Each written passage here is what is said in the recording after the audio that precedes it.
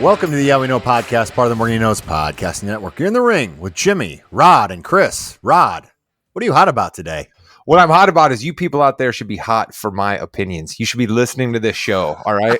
I told you at the end of last year that Rhea Ripley was going to be an absolute huge, phenomenal deal. Made her my woman wrestler of the year. What happens? She's woman champion, dominating the WWE, speaking She's first woman for Judgment champion. Day.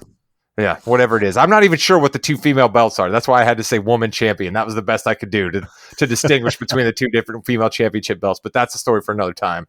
We all know my love for Seth Rollins, but there's been a few other guys that I've always talked up whenever I get the chance. I made them the work horses of Monday Night Raw, and I believe we are right now witnessing the absolute apex for my guys, Alpha Academy, Otis, Chad Gable, now with the lovely Maxine along. They're getting cheers from the crowd. When Chad Gable's giving a thank you, everybody's going nuts. Alpha Academy got a win recently. They have a clearly defined story. Jimmy, it's never been a better time to be a member of Alpha Academy, and I couldn't be more excited about it. And I also couldn't be more excited that I'm right more often on this podcast than I'm wrong. Yeah, they had a great win against the Viking Raiders on... Oh, no, they didn't. They lost that one. They won a couple weeks ago, all right? They did win a couple weeks ago. The fact that they won was huge. It was huge for them, and it was a terrific belly-to-back suplex that Gable gave. Listen, they're amazing. Otis is all charismatic. He's got the character. Gable's got the in-ring. It's a great team together. Maxine's got the looks. There's only one trio better than them, and it's us because of Rod's hot takes and Chris King's old man takes. Chris King, what's your old man take tonight? I was just going to piggyback off of what Rod was going on with the Alpha Academy because we did see Maxine graduate and get her letter jacket. She has taken the courses. We've seen our man Gable teach her the ways. Unfortunately, that didn't pay off quite so much on Raw, but it was close. So if you hear some noise behind Chris King, Hammer and Hank is in the phone booth. I believe that Chris King does this in with the, you have to crank the dial to call in and everything. We do appreciate that. Your black and white image is fantastic. But yes, Hammer and Hank is in with Chris King. Somebody's got to help feed the squirrels, Jimmy. Somebody's got to help feed the squirrels that run the wheels that keep the power going in that establishment over there. And that's what we like to hear. Speaking of things we like to hear about championships changing hands. And we had a big one. Dominic Mysterio is your new NXT North American champion after defeating Wes Lee. Dominic got pinned in the main event on Raw, so you knew he was winning the SmackDown championship there, or the NXT North American championship there. Rod, I really like where they're going with the Bloodline. I think they've got two amazing storylines going on. Bloodline is one of them. Yeah, but listen, I think it's an absolute affront to Sonya Deville and Chelsea Green that you're starting with Dominic Mysterio winning this NXT belt and not them winning the Women's Tag Team Championship belt. But I'll save my takes about them for when we actually get there. Listen, I think it's absolutely great that Dominic Mysterio is going to have a belt around his waist. Another reason for him to come into the ring, try to say to everyone that I'm the best, I'm the greatest, right? Much the same way that he had to prove to everybody his yard time made him a hardened criminal, even though he was just in county lockup for a night. You know what I mean? So now he's going to come up with this NXT belt, basically try to put himself on par with Roman Reigns and Seth Rollins, and people are going to boo, and it's going to be fabulous. So I'm forward in that respect. Chris King, how great would it be every night he comes out? This is my 5th day of being the NXT North American champion. That would be fantastic. That would be hilarious, and I really expect him to do that. However, I don't know what the goal is of moving him to the NXT for this title match and giving him the belt. Are they going to limit him more on the main roster? Because we have declared here on the Yeah We Know podcast that Dom, and Hank's agreeing with me right now, Dom is the most over in the WWE, and now they're going to put him on NXT. I don't get the move. The reason why they're putting him on NXT is because he is the most over in WWE. They want to get more faces on NXT. There could be a storyline around here. Tommy Dreamer on Busted Open Radio had a pretty good idea where Dom would still be losing on Raw every now and then, but it wouldn't matter because it's the North American Championship for NXT. He always wins on NXT. So people really want to see him get his butt kicked on NXT. Tune in to see that. And I think that's a pretty good strategy to get eyes on NXT, Rod. Yeah, that's true, right? You could also get a bit of a rub bump for somebody who actually finally is able to deliver the knockout blow to Dominic Mysterio on one of the nights that you can get a bunch of people from Raw to tune over, right? That guy's going to get a little bit of heat. So, listen, I love the idea of some guys messing around down in NXT as long as they're the right guys, right? Like, okay, Seth Rollins went down and fought Carmelo Hayes, but come on, nobody thought Seth Rollins was going to lose that match, and that seemed really, really desperate. But a few guys on Baron Corbin's level, on Dom's level, right? You know, Mustafa Ali, if these guys are playing around a little bit, I like it. I've certainly tuned in NXT a couple of times in the past few weeks, and I never did that before. So maybe Vince is crazy in his gym, which we have documented many times on this podcast. Maybe he's at least getting a few more eyeballs on NXT. Yeah, I think Vince is doing a lot more with a lot more. After listening to Raw, you kind of heard a lot more Vince-isms on Raw than we've heard in the past, and that's not a good thing because there's nothing worse than not being able to announce a match how you want to announce it instead of having to throw in all these cliches and all these nicknames. Watch that moving forward still. So okay. I was actually going to ask you about this. I wonder if we're on the same wavelength there. There were times where it seemed that Kevin Patrick was way tongue-tied, and then Corey Graves had to just jump in, and he had the thing to say. So clearly that was Vince in both of their ears, huh? And Kevin wasn't good enough to roll with it on the punches. It was, you have to say it like this. It must be, it's a championship opportunity, or whatever that may be. It's just the verbiage that just doesn't work anymore. It's coming back slowly but surely, and that sucks because Raw is at an all-time ratings high. SmackDown was the second highest rated show last week on television, period. Okay? The All-Star Game beat it. Or it was the All-Star Game that beat it. This week it might be the highest because we're still kind of in that lull, especially of sports. It's getting high numbers. Raw's getting high numbers because of what's happened this past year, not because what's happened the last couple of months. Although something that will drive numbers and will get people to watch are your new women's tag team champions, Sonya Deville, Chelsea Green. Rod, bask in your glory. Again, a few weeks back, I told everyone when we were doing one of our many tirades against how they fail to be able to tell good stories with female wrestlers in the WWE. We shouted out a couple of female tag teams that at least make sense as a tag team and have a story. And I threw in quickly at the end. I was like, and also if you're Sonya Deville and you're Chelsea Green, you have to like where things are going right now because there seems to be a reason for you to exist. You seem to have charisma and you seem to be getting a push. And Jim, you listened to me a little bit at the time. You kind of gave one of your classic Jim, like no one sees you on video, but you're shaking your head. And then you give an audible like, yeah, Rod knows what he's talking about here. And I told everyone, look out for these two. Now, we can get into some gripes that I did have about the match and the way that it went over, and that's fine. But I'm nothing but ecstatic for Sonya and Chelsea to be champs. I love heel tag team champions. The Usos were absolutely fabulous as heel tag team champions on the men's side. We have babyface tag team champs on the men's side right now. Give me these heels, and Chelsea Green's character is the perfect champion heel, and I'm excited for it. Chris King, what are your thoughts? I know you love a good storyline. Do you think that Chelsea Green and Sonya Deville are that women's team that can elevate the titles from, let's be honest, ground level right now? I don't know if they're the ones to elevate the women's tag team title. I don't know if there is a women's tag team that can elevate those titles right now.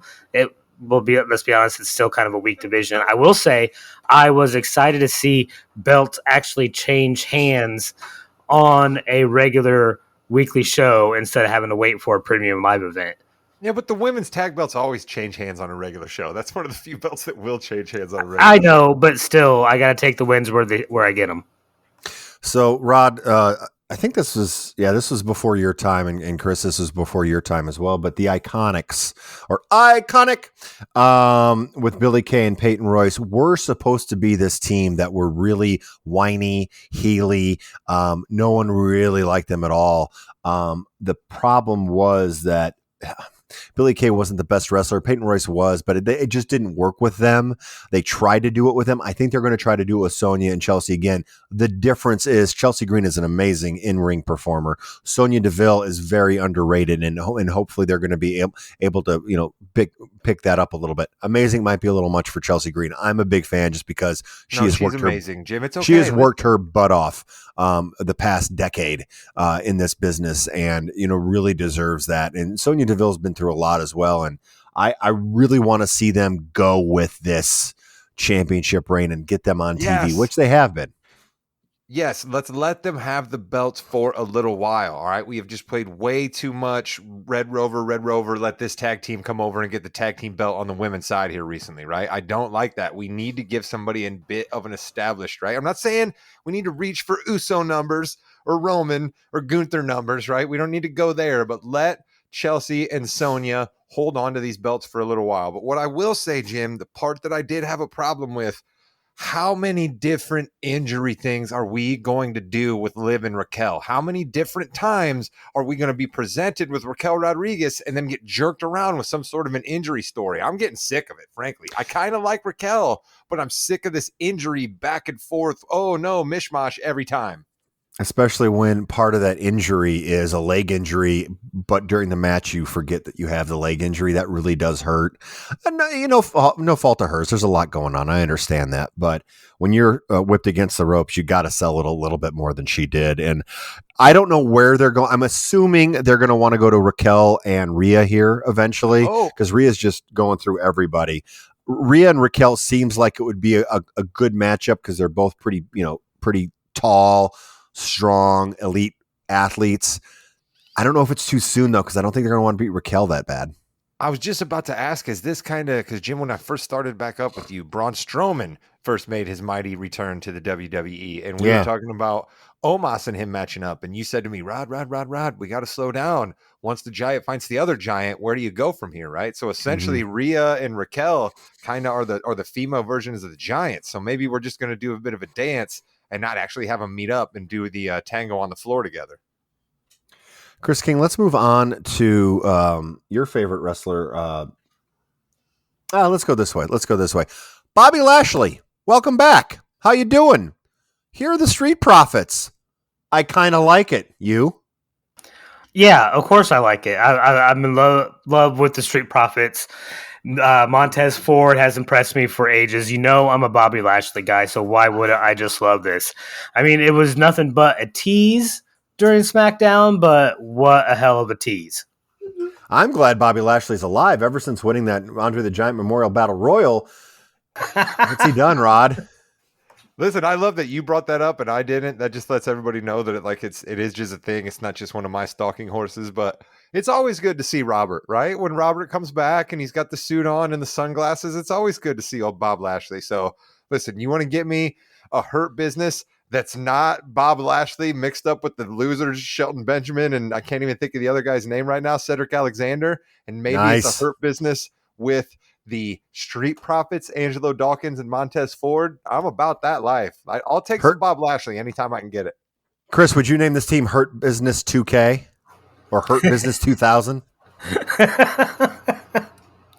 Just do Hurt Business. Just do it as the Hurt Business. Let's talk about some more female 2000. That's great. Let's talk about more female storylines. Shotzi, let's go. Had her hair cut by the Hurt Business. By the Party Crash. The Hurt Business, that's a whole nother storyline. I don't know if we want to go there. But the Party Crashers, cut her hair last week, and this week she just shaves her head. Goes completely insane. Shotzi's always, to me, is an enhancement talent. Has a good look, has a good entrance, isn't the best in the ring, needs to lose a little bit more than she wins. I like the storyline. However, Rod, Bayley did kind of get hurt at a house show. Hopefully she's okay, but that leg did get injured this weekend. Yeah, excuse me. I saw a little bit of that on Twitter as well. And you're right about Shotzi, right? That she's one of those that she's a halfway there cake, right? Like, you ever watch one of those cooking shows and one chef's got to start out doing nailed it. And then exactly. And then he gets shown out. And then another one's got to try to finish it from there, So Shotzi's like the first half was laid down by somebody who was really, really good, right? All the ingredients are there.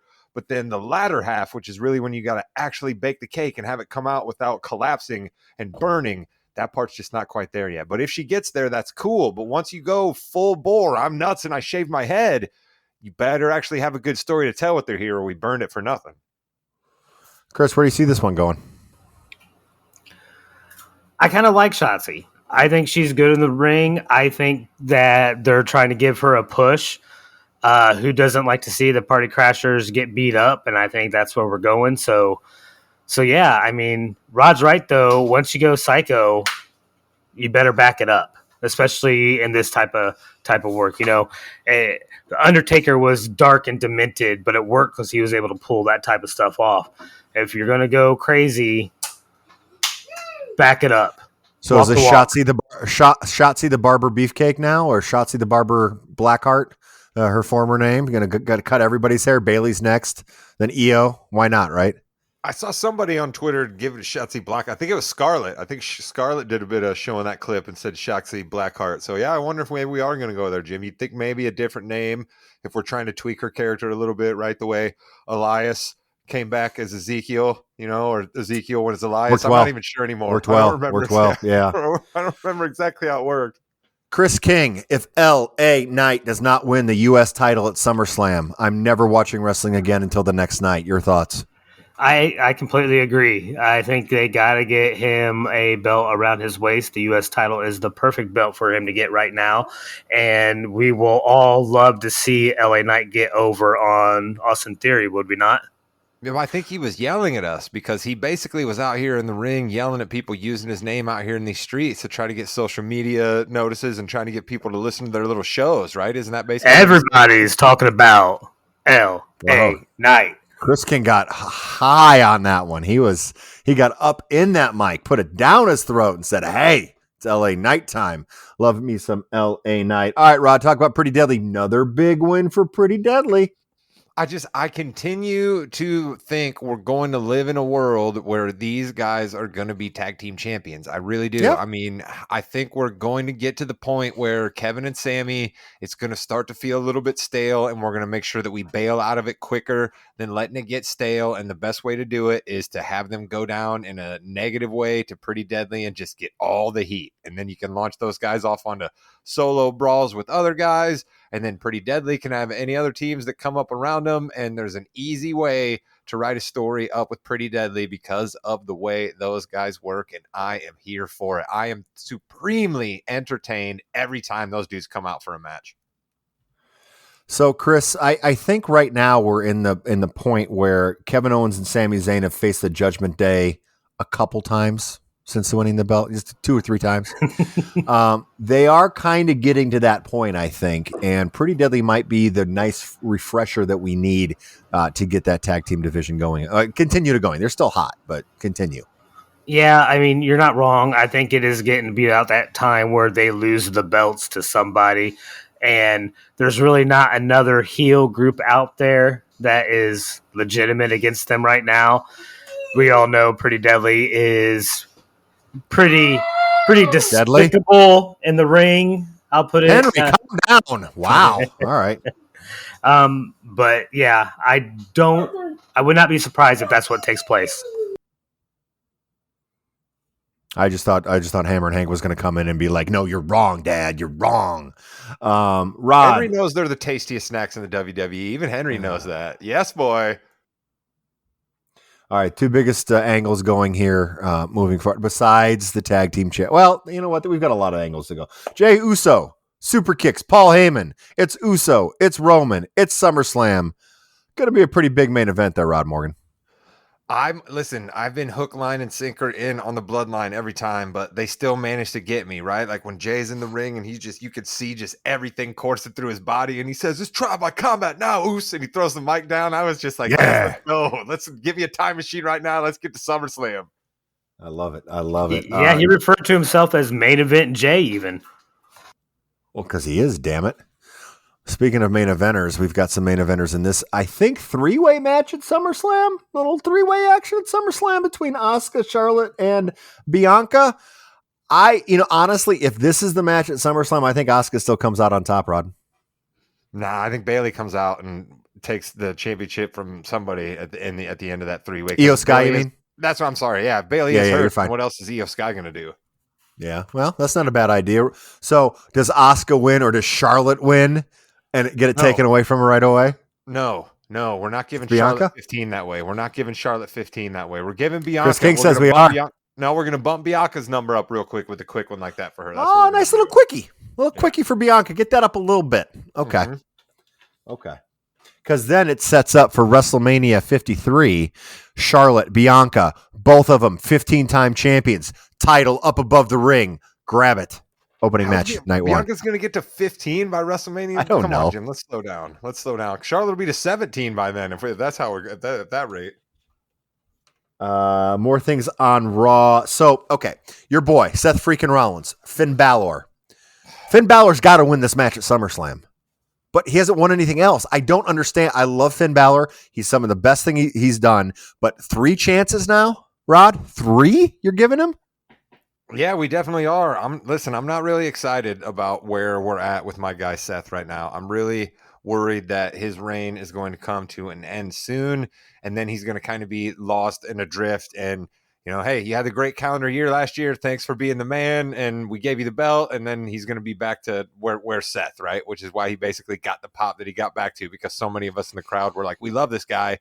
Do something with him. So I'm worried. I'm frankly worried. But Finn winning at SummerSlam just makes me so mad. But Jimmy, everything that you just said makes complete sense. Chris, you are closest to age as Vince McMahon than any of us. Obviously you're about 20, 30 years older, but you're closer than we are. Mm-hmm. In his mind, try to book this SummerSlam match between Finn and Seth. So I think there's only really one way you can go, is you have Seth beat Finn. Damian comes out with briefcase, gets the belt from Seth, creates a rift in the Judgment Day. Finn Balor leaves the Judgment Day, ends up going towards maybe a U.S. title fight situation with LA Knight. That would be the only way I can see this. You can't have... I don't think you can get Finn the belt and then have Damian take down Finn right away, but you can have Seth beat Finn Balor again and then have Damian Priest take out Seth freaking Rollins. Rod, if you're Finn Balor, I think what you want to have happen is you want to win that title and you want Damian Priest to cash in on you at SummerSlam and beat you for that championship, because that right there gets the next 4 months of just unmitigated, I've said it again, hatred and furor, and sets up a Royal Rumble Demon versus Priest type of thing, maybe. Rod is so enamored with my comment. He is speechless right now, and I love it. The Demon versus the Archer of Infamy, huh? Can he sling the Demon with his arrows? I like maybe where you're at.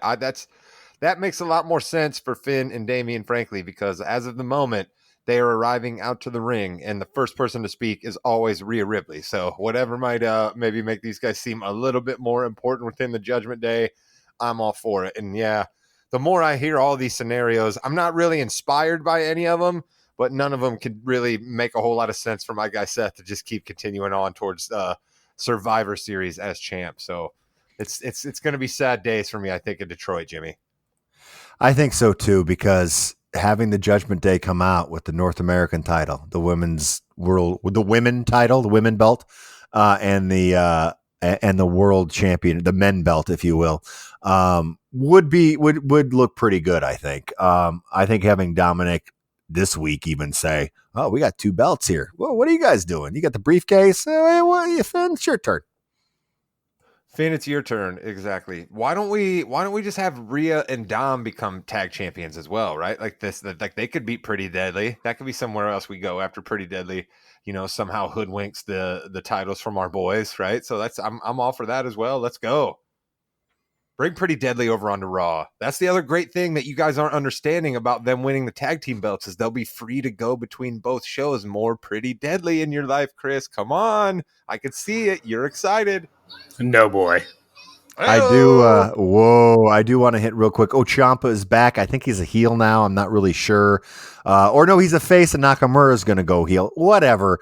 I think they changed plans with Ciampa pretty quickly. I thought they was going to go back with Gargano and tag with that, but it looks like they changed hands.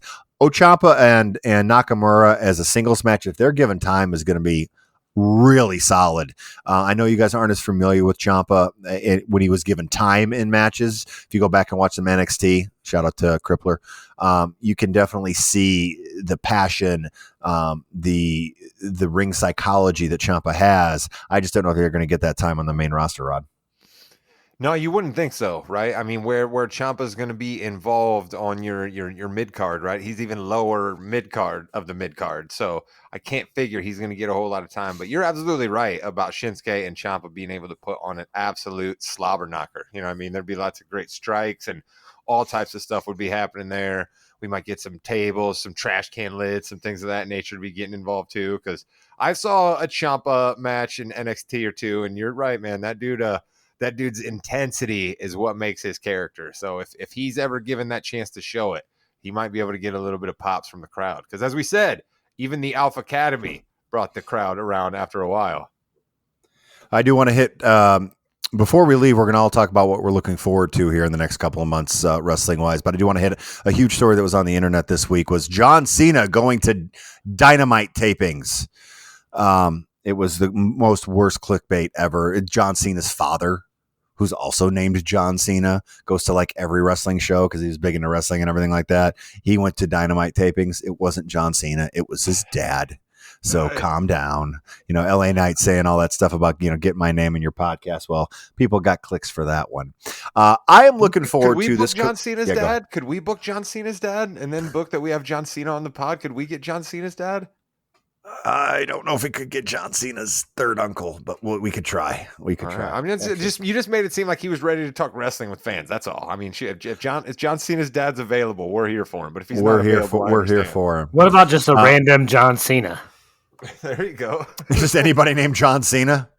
Anybody named John? I got a couple people named John I could bring on for sure. I am looking forward to this Cody Rhodes and Brock Lesnar finishing the story, if you will, at SummerSlam.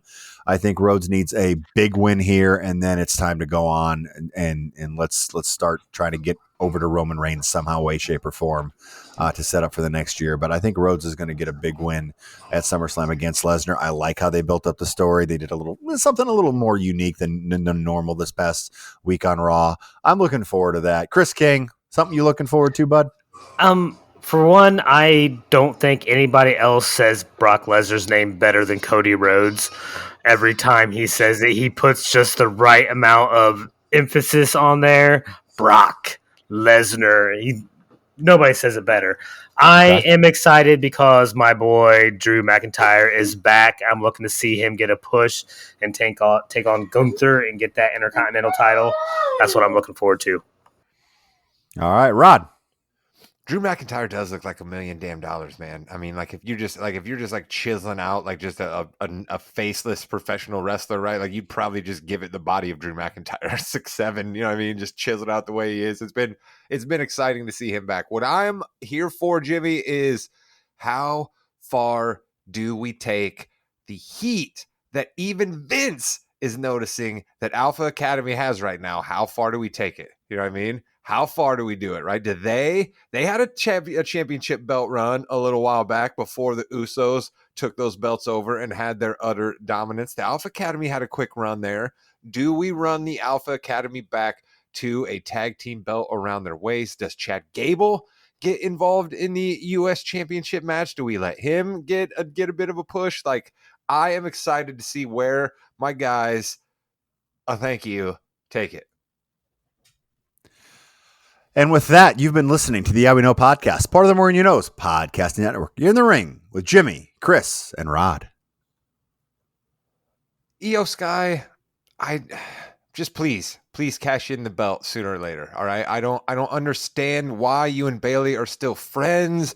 Bayley's hurt and can't really wrestle. So her involvement in things are trouble. I mean, you handcuffed her to another opponent and took the briefcase away from her, but now you're essentially listening to her about when and how you should cash the briefcase in. Like, let's have the national nightmare be over. Cash in the briefcase, get your belt, and let's move along.